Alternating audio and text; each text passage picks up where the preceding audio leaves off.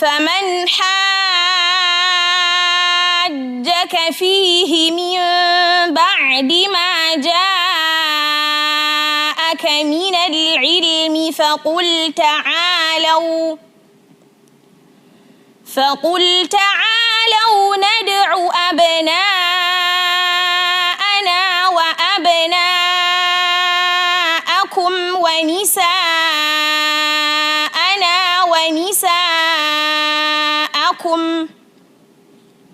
ونساءكم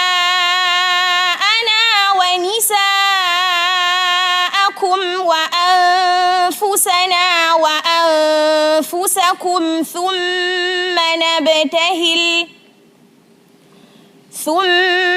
نبتهل فنجعل لعنة الله على الكاذبين.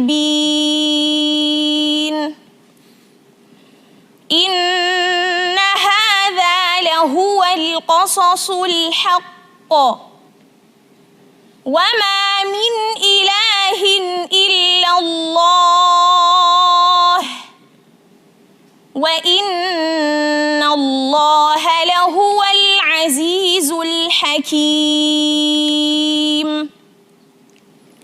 فإن تولوا فإن الله عليم بالمفسدين.